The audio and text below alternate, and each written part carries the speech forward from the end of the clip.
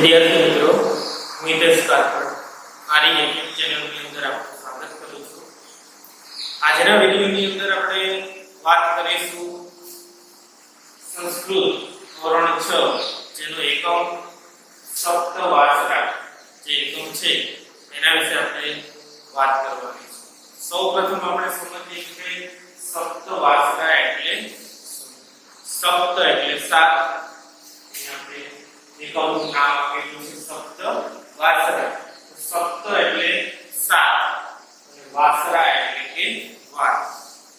આ એકમની અંદર આપણે 7 વાર વિશેની સમજ મેળવવાની છે. સંસ્કૃતની અંદર કે ભાઈ સંસ્કૃતની અંદર 7 વારને કેવી રીતે બોલવામાં આવે છે, ક્યારે કયો વાર આવે છે, તેને કેવી રીતે બોલવું. ગઈકાલે આ વાર છે, પરમ દિવસે પેલો વાર છે, આજે આ વાર છે, તો એને કઈ રીતે બોલવાનું છે, એનો શબ્દાર્થ કે તમામ જે કે બાબતો છે એ સમજૂતી આપણે આ પાઠની અંદર મેળવશું.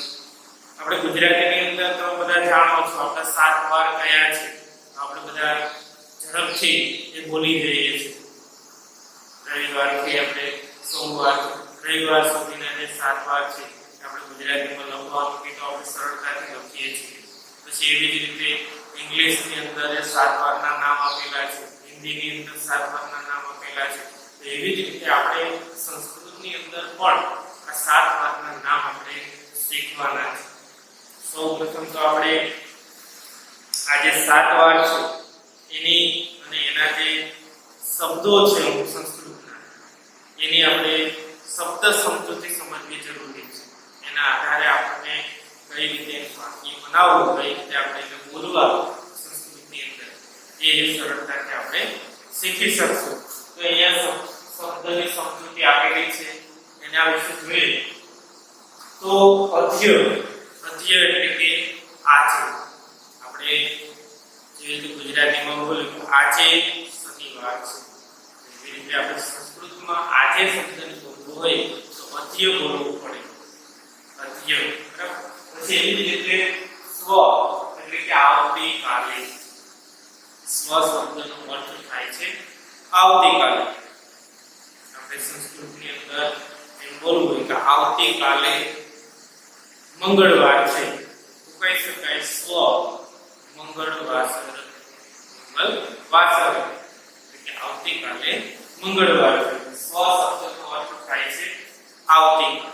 ત્યાર પછી કહ એટલે કે ક્યાં અથવા કયું. એવી રીતે ક્યાં, કયો એવા જે અર્થ છે એ કહ શબ્દના થશે. ત્યાર પછી ય એટલે કે ગઈકાલ. ય એટલે કે ગઈકાલ. દાખલા તરીકે ગઈકાલે રવિવાર હતો. એને આપણે સંસ્કૃતમાં વાક્ય બનાવવું હોય તો ય રવિવાસર. ય રવિવાસર. એવી રીતે આપણે વાક્ય બનાવી શકાય. એટલે ય એટલે કે ગઈકાલ. ત્યાર પછી લિખતું એટલે કે લખો. સંસ્કૃતમાં લખવાની જે ઘટના છે લખવાને લિખતું શબ્દ કહેવામાં આવે છે. ત્યાર પછી ચ એટલે કે અને. એવી રીતે આપણે બે વાક્યને જોડતો શબ્દ એટલે અને. કે હું શાળાએ જાઉં છું અને અભ્યાસ કરું છું. બે વાક્યને જોડનારો શબ્દ એટલે અને. આ અને જે છે સંયોજક છે. તો એ સંયોજક અને ને આપણે સંસ્કૃતમાં કેવી રીતે બોલાવી શકાય તો કે ચ બોલાવી. એને ચ થી ઓળખાવી શકાય. દાખલા તરીકે આપણે બે વારના નામ એક સાથે લેવા છે કે શનિવાર શનિવાસર ચ રવિવાસર. એટલે કે શનિવાર અને રવિવાર એમ આપણે બે વારને આ સંયોજકના આધારે જોડી શકીએ. એટલે ચ નો અર્થ થાય છે અને. ત્યાર પછી આગળનો શબ્દ છે વારા. વારા ના. તો અહીંયા આપણે જે વાર વિશેની સમજ મેળવવાની છે આ પાઠની અંદર. તો એની વાત કરે છે વારાના એટલે કે વારનો અથવા તો વારના. બરાબર. ત્યાર પછી તદચ એટલે કે અને પછી. એના પછીનો શબ્દ હવે આપણે વારના જે નામ છે આપણે આજે એકમની અંદર 7 વારના નામ શીખવાના છે સંસ્કૃતમાં. એને સંસ્કૃતમાં કેવી રીતે લખાય એની પણ અહીંયા સમજ આપણે જોઈએ. તો અહીંયા સૌપ્રથમ આપણે વાત કરીશું રવિવાર. રવિવાર રવિવારને કેવી રીતે લખાય છે? રવિવાર અહીંયા બે ભાષા છે અને એને આપણે રવિવાર કહીશું. ત્યાર પછી સોમવારને સોમવાર સોમવાર સંસ્કૃતમાં અને સોમવાસર એવું શબ્દ બોલાય. ત્યાર પછી મંગળવાર તો મંગળવાસર જેને આપણે મંગળવાર એવી રીતે લખાય. પછી એવી રીતે સંસ્કૃતમાં બુધવાસર એટલે કે બુધવાર. પછી ત્યાર પછી ગુરુવાસર એટલે કે ગુરુવાર. એના પછી શુક્રવાસર એટલે કે શુક્રવાર. ત્યાર પછી શનિવાસર એટલે કે શનિવાર. આવી રીતે આપણા પાઠની અંદર જે શબ્દો મહત્વના છે એનો સમાવેશ અહીંયા કરી લીધો છે. આ મહત્વના શબ્દો છે તમારે ખાસ અને યાદ રાખી લેવાના છે જેથી કરીને આપણને એના અર્થ આવડી જાય તરત તમે સરળતાથી કોઈ પણ વાક્ય બનાવી શકો. આ બધા શબ્દોના અર્થ તમારે શીખી લેવાના, યાદ રાખી લેવાના. દાખલા તરીકે તમને પૂછે કોઈ કે અધ્ય તમને ખ્યાલ આવી જવો જોઈએ કે આજે સંસ્કૃતમાં અધ્ય એટલે શું થાય કે આજે. પછી એવી રીતે કોઈ પૂછે સંસ્કૃતમાં અનેને કેવી રીતે બોલાય ચહ. પછી એવી રીતે સંસ્કૃતમાં વારાણા એટલે વારના. પછી એવી રીતે લિખતુ સંસ્કૃતમાં લિખતનો અર્થ શું થાય કે લખો. પછી વારાણા તો તમને સરળતાથી આવડી જ જશે કારણ કે એની અંદર કોઈનો અર્થનો ઉચ્ચારણ કોઈ ફેર રહેતો નથી એટલે તમને સરળતાથી ખ્યાલ આવી જશે. બસ એની અંદર થોડો ફેરફાર છે. રવિવાર છે આપણે ગુજરાતીમાં રવિવાર બોલીએ છીએ એને સંસ્કૃતમાં આપણે રવિવાસર એટલે બે ગુજરાત આપણા તરીકે બોલીએ. એવી રીતે આપણે બોલાવી શકશું રવિવાસર. પછી એવી રીતે બધા નામ આપણે લખી શકાય અને એ પ્રમાણે બોલી શકાય. ખાસ આપણે આજે શબ્દો આપેલા છે અધ્ય એટલે આજે, એટલે કે આવતીકાલે, કહો એટલે કે ત્યાં, એટલે ગઈકાલે, ત્યાં લિખત એટલે લખો, ચ એટલે અને, વારા એટલે વાર. આ બધા જે શબ્દો છે ખાસ તમારે યાદ રાખી લેવાના. એના આધારે આપણે વાક્ય કોઈ પણ લખી શકશો, વાક્ય બનાવી શકશો. તો અહીંયા આપણે એકમ શબ્દ વાસડા આ એકમની અંદર આપણે 7 વાર ની આખી સમજ આપણે એકમની અંદર મેળવીશું. તો વિદ્યાર્થી મિત્રો એની આધારે આપણે અમુક વાક્યો છે એ બનાવીએ. બરાબર? તો દાખલા તરીકે અહીંયા વાક્ય આવેલું છે અધ્ય શુક્રવાસર. તો અધ્યનો અર્થ આપણને ખબર હોવો જોઈએ. અધ્ય એટલે કે આજે. બરાબર? અધ્ય એટલે કે આજે. તો અધ્ય એટલે આજે. શુક્રવાસર. શુક્રવાસર એટલે કે શુક્રવાર. તો એ શુક્રવાસર આપેલો છે શુક્રવાર એટલે કે અધ્ય એટલે કે આજે શુક્રવાસર એટલે કે શુક્રવાર. આજે શુક્રવાર છે. એવી રીતે આપણા વાક્ય આવેલું છે. એના આધારે આપણે અહીંયા જે ખાલી જગ્યાઓ છે એ આપણે બોલવાની છે. તો અહીંયા ય શબ્દ આપેલો છે તો એનો અર્થ શું કે ભાઈ ગઈકાલે. તો માની લો કે આજે શુક્રવાર છે તો ગઈકાલે કયો વાર હશે? આજે શુક્રવાર છે તો ગઈકાલે કયો વાર છે? તો આપણે કહી શકાય ગુરુવાર. એટલે અહીંયા લખી શકાય ય ગુરુવાસર. એવી રીતે આપણે અહીંયા લખી શકશું ય ગુરુવાસર.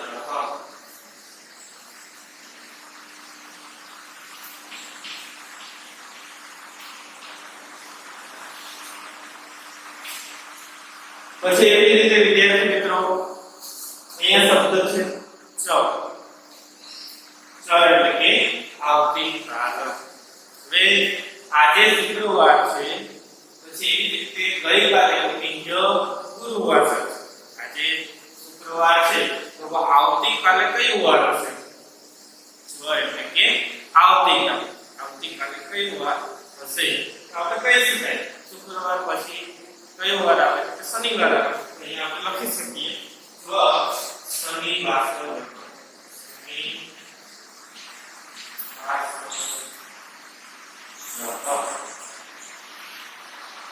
આવી રીતે આપણે એને કહી શકાય. પછી એવી રીતે અહીંયા બીજા ઉદાહરણ આપેલું છે જેના આધારે તમારે ઉદાહરણ વિચારીને લખવાનું છે. આના જેવા બીજા બે ત્રણ ઉદાહરણ તમારી જાતે તમારે બનાવવાના છે, લખવાના છે. અહીંયા આપણે આ ઉદાહરણ પણ સમજી લઈએ કે અધ્ય રવિવાર એટલે કે આજે રવિવાર છે તો અહીંયા સ્વ ખાલી જગ્યા કે આજે રવિવાર છે તો આવતીકાલે રવિવાર હશે. અહીંયા આપણે કહી શકાય એટલે આવતીકાલે સોમવાર હશે. એટલે સોમવાર પછી એવી રીતે અહીંયા ય શબ્દ આપેલો છે. ય એટલે કે ગઈકાલ. તો આજે રવિવાર છે તો ગઈકાલે કયો વાર હશે? અહીંયા કહી શકાય શનિવાર. એવી રીતે આપણે આ વાક્યના નામ છે એ સરળતાથી લખી શકાય. હવે એની રીતે આપણે વાક્ય આ ત્રણ શબ્દોના આધારે બનાવવાના થાય તો કેવી રીતે બનાવવા એ આપણે સમજી લઈએ એટલે તમને ખ્યાલ આવી ગયો કે કેવી રીતે આપણે વાક્ય સંસ્કૃતમાં બનાવી શકાય. તો એની રીતે અધ્ય શબ્દ પેલો આપેલો છે. અધ્યનો અર્થ થાય છે આજે તો મુદ્દા ખબર છે. પછી એવી રીતે સ્વ શબ્દ આપેલો છે તેનો અર્થ થાય છે આવતીકાલ. અધ્ય એટલે કે ગઈકાલ. તો આ ત્રણેય શબ્દોના આધારે આપણે એક એક વાક્ય સમજ મેળવીએ તો પેલું વાક્ય દાખલા તરીકે અધ્ય શનિવાર. એવી રીતે આપણે સાથે સાથે વાતના નામ આ વાક્યમાં જોડી શકાય કે અધ્ય શનિવાર, અધ્ય સોમવાર, અધ્ય બુધવાર, અધ્ય ગુરુવાર. એવી રીતે બધા સાથે સાથે વાતના નામ આપણે આ વાક્યમાં લખી શકીએ. એ તમારી રીતે વાક્ય બનાવવાના લખવાના. પછી એવી રીતે સ્વ એટલે કે આવતીકાલ. તો સ્વ શનિવાર, સ્વ સોમવાર, એટલે કે આવતીકાલે સોમવાર, આવતીકાલે શનિવાર. એવી રીતે આપણે બધા વારના નામ સાથે સાથે વારના આ શબ્દના આધારે લખી શકીએ. અને એવી રીતે ય એટલે કે ગઈકાલ, ય સોમવાર, ય મંગળવાર, ય બુધવાર. આવી રીતે આપણે એના આધારે પણ સાથે સાથે વારના નામ આપણે વાક્ય બનાવી શકાય. તો આ ઉદાહરણના આધારે આપણે વિવિધ વારના નામ આપણે ગોઠવી શકીએ, સંસ્કૃતમાં એને લખી શકીએ અને બનાવી શકાય વાક્ય. ત્યાર પછી વિદ્યાર્થી મિત્રો આપણે આ એકમના સ્વાધ્યાયના પ્રશ્નોની ચર્ચા કરીશું. તો એની અંદર આપણે સ્વાધ્યાયનો પ્રશ્ન પેલો વિચારો અને કહો. એની અંદર આપણે પેલો પ્રશ્ન છે અધ્ય કહો વાસદ. આના અર્થ આપણે આજે શબ્દો આપેલા છે એના અર્થ આપણે આ એકમની અંદર ભણી લઈએ. એટલે કે આજે કયો વાર છે? આજે કયો વાર છે? આજના દિવસની વાત કરીએ તો કહી શકાય અધ્ય કહો વાસદ અધ્ય સોમવાર. અધ્ય સોમવાર એટલે કે આજે સોમવાર છે. એવી રીતે તમે કોઈ પણ જે દિવસની વાત કરવાની હોય તે દિવસ વિશે લખવું હોય, તમારે જે વાર વિશે લખવું હોય તો જવાબ દઈ શકો કે આજે અધ્ય શનિવાર, અધ્ય ગુરુવાર, અધ્ય સોમવાર. આજનો દિવસ સોમવારનો દિવસ છે અધ્ય સોમવાર. પછી એવી રીતે પ્રશ્ન 2 અધ્ય બુધવાર. વાક્ય છે આખું એટલે કે આજે બુધવાર છે. સ્વ કહો વાસદ. તો અહીંયા સ્વના અર્થની ત્રણેય શબ્દોના અર્થ ફરીથી લખેલા છે. ય એટલે ગઈકાલ, સ્વ એટલે આવતીકાલ. તો આજે બુધવાર છે તો આવતીકાલે સ્વ એટલે કે આવતીકાલે કયો વાર છે? તો કહી શકાય આજે બુધવાર છે તો આવતીકાલે ગુરુવાર છે. એનું વાક્ય આપણે જવાબ દઈ શકીએ સ્વ ગુરુવાર. પછી એવી જ રીતે ત્રીજો પ્રશ્ન છે સ્વ રવિવાર. એટલે કે ગઈકાલે આવતીકાલે રવિવાર છે સો રવિવાર છે એટલે કે આવતીકાલે રવિવાર છે ય એટલે કે ગઈકાલે કયું વાર હશે આવતીકાલે રવિવાર છે ગઈકાલે કયું વાર હશે ય શુક્રવાર છે ય શુક્રવાર છે ત્યાર પછી આપણે કોષ્ટકની સમજ મેળવીએ ત્યાર પછી વિદ્યાર્થી મિત્રો સ્વાધ્યાયની અંદર કોષ્ટક આપેલું છે આવી રીતે બરાબર તો એના આધારે આપણે વાક્યનું નામ નક્કી કરવાના છે અહીંયા મેં અર્થ આપેલા છે ય એટલે કે ગઈકાલ એટલે તમને સરળતાથી સમજવામાં સરળતા રહેતી એટલે આજે અને એટલે આવતીકાલ તો અહીંયા આપેલું વાક્ય છે કોષ્ટક એની અંદર જોઈએ ય એટલે કે ય રવિવાર એટલે ગઈકાલે રવિવાર છે તો અધ્ય એટલે આજે ગઈકાલે રવિવાર છે તો આજે કયું વાર છે પછી એવી રીતે સ્વ આવતીકાલે કયું વાર હશે તો આપણે ગુજરાતીમાં પહેલા એને સમજવાનું કે ભાઈ ગઈકાલે રવિવાર છે ગઈકાલે રવિવાર તો આજે કયું વાર છે સોમવાર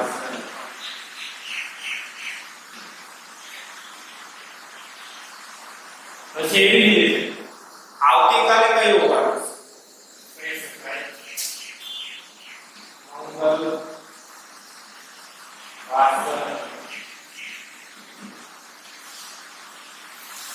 ત્યાર પછી બીજું કોષ્ટક છે અધ્ય ગુરુવાર એટલે કે આજે ગુરુવાર ગઈકાલે કયો વાર તો આજે ગુરુવાર છે ગઈકાલે બુધવાર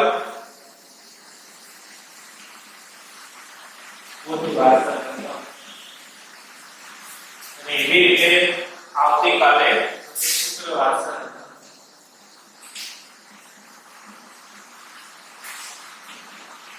તો અહીંયા કોષ્ટકના આધારે સમજી શકીએ કે આજે શુક્રવાર છે ગઈકાલે ગુરુવાર હતો અને આવતીકાલે શનિવાર પછી એવી જ રીતે ગઈકાલે બુધવાર છે આવતીકાલે આજે ગુરુવાર છે આવતીકાલે શુક્રવાર છે એવી જ રીતે અહીંયા શુક્રવાર શબ્દ આપેલો છે એટલે કે આવતીકાલે શુક્રવાર છે આવતીકાલે શુક્રવાર તો આજે કઈ વાર છે ગુરુવાર છે એવી જ રીતે ગઈકાલે બુધવાર છે આમ આપણે આ કોષ્ટકની અંદર જે જવાબ છે વારના આપણે લખી શકીએ છીએ ત્યાર પછી વિદ્યાર્થી મિત્રો એક કાવ્ય પંક્તિ તમારે આપેલી છે પ્રશ્ન 3 ની અંદર એને ગાવાની છે પણ આપણે એને સમજી લઈએ કાવ્ય પંક્તિ એવી છે પ્રથમ વારઃ સોમવાસર તતચ મંગલવાસર બુધવાસર ચ ગુરુવાસર તતચ શુક્રવાસર શનિવાસર ચ રવિવાસર ચ વારાણા પરિવાર